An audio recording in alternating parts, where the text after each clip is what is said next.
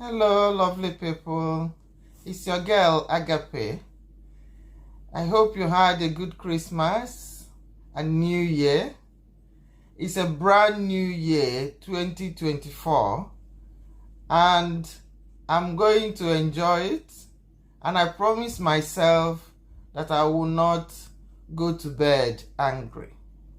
Why? Because the joy of the Lord is my strength. So I need my joy to continue to have God's strength in me. Today's topic is a continuation of my working experience after midwifery training. So this is part 3. So my posting was in the health center, as I said, and how I navigated going to how I navigated from the headquarters to the health centers. So this part is about living with my parents. When I finished my nursing training, I lived alone. But now, after midwifery, I'm living with my parents. So you could imagine being an adult, working, earning my own money. It's a whole new game. I was exploring, enjoying myself, knowing that I can buy a lot of things with my money, basking in the fact that I'm earning. And I was spending quite a lot on things that are not necessarily important. I wasn't thinking of investment or anything. And my mom was not happy. He said, I have to be responsible. So he called me one day to my unbelief. He said, you're going to start paying money towards the running of the home. And I was shocked. And I said, really? And I was saying, oh, I didn't know. I'm still your child. He said, you are earning. And once you are earning, you need to be responsible with that money. So that was how I started contributing towards the upkeep of the house. In hindsight, it was a good move by my mother to make me aware that when you have money or when you get your salary, that you need to use it effectively. So it's not just buying my clothes and shoes and makeup or traveling as I usually do, but also that the house needs money to run. It has put me in good state when I eventually started living alone, and also when I had my own children. I was nurturing them, and at some point when they started work, I had to tell them to do so. Some people might think it's not a good idea, or it's harsh, or it's not acceptable, but I think it's a good thing. I don't think anybody that has gone through it has come out to say it's bad. I'm employing all mothers and parents to look into that aspect of training for your children, because it will stand them in good stead. The other thing that happened was I started exploring with cosmetics, and one of my friends has always bleached their skin. So I thought I would explore that. So I went to her and I said, what do you do? And he said, oh, when you go to the market or to the supermarket or wherever they are selling cosmetics, just tell them how light you want to be, and they will get a lot of creams and mix it together. And then you follow their rule or their guidance. So that was what I did. So I went to this market, Kanyeta Market in Enugu, and I had a customer. And I told him what I wanted, so he mixed all the cream and gave me. So I started using it.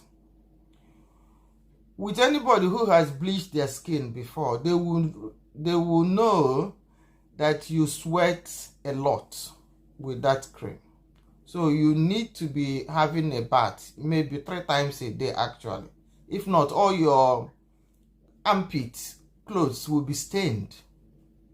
So this was what I was doing, because the dark pigments will have to go, and then you get the fair complexion.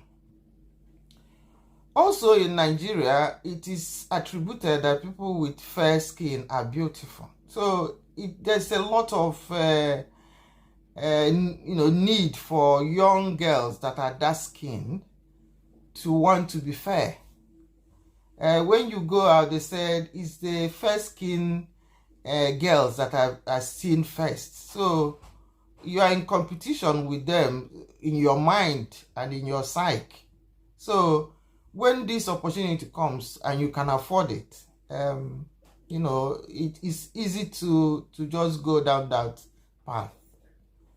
So when my mom started seeing that my skin color has started changing, she called me and said, "What is this?"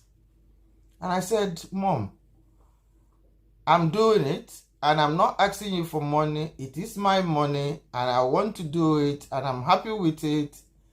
And she said, "Oh, I don't like it. You should leave your complexion the way it is." She didn't know about the health scare or the implication for my health. She didn't know that aspect. I didn't either, even though I'm a nurse. So I continued on this part and I was quite fair. And then one day I went to the village and one of my aunties saw me with another of my cousin, and he just called my cousin by her name and said, "Oh, you are welcome. Who is this girl that you've came to see us with?" And I was like, how can my auntie not recognize me? So I said to my auntie, "It's me. Don't you recognize me?" And he said, "Oh, is that you really? When did you start being fair in complexion?" So I knew she was having a dig. And I said, "Okay then." So I just said, "Okay, I'll just play along with it." And I just ignored her. But after a while, it dawned on me that how long will I keep up with this game? I got tired of going to my customer to mix the cream for me. And then the problem of when you are having this transformation, your face is fairer and your body is fairer because you don't wear you wear clothes to cover it, but then your legs are not matching up with your face. So you have to go back to this customer of yours to mix another kind of cream so that you have one you apply on the upper body and one on the lower body. And then, and not that alone, then you find out that your knuckles are not matching up. They will be darker, and then you have to go back again and he has to mix another one. And I thought, I can't keep up with this.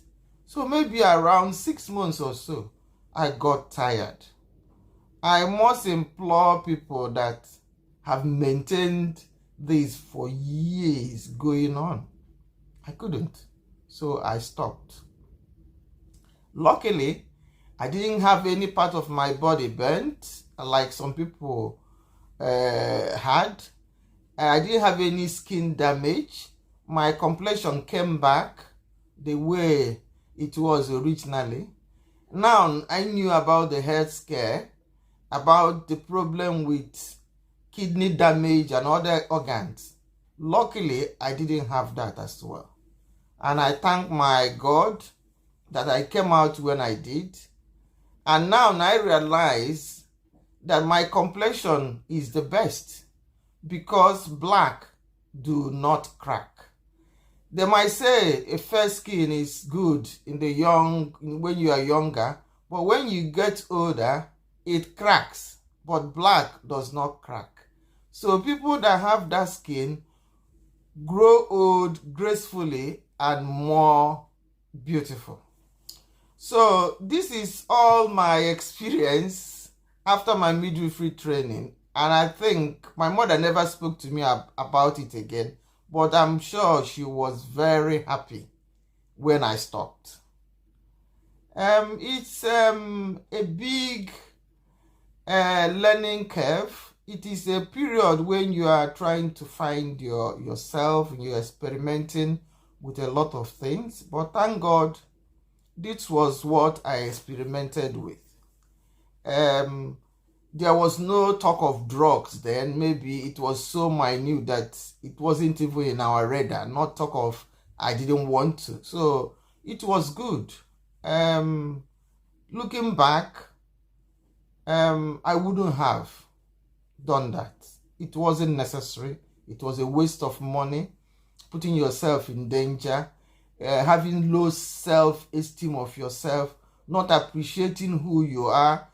God has made you beautifully and wonderfully, and that is what you should know. And if it's good for God to create you the way you are, appreciate it, because He is the master planner. So that is my experience that I'm sharing with you. I hope it has been beneficial to people listening. Thank you for all your support. If you haven't subscribed, please do subscribe, like, share, comment, and hit the notification button and alert bell so that you get my videos as it drops first time. Thank you for watching, and see you in my next video. Agape love always.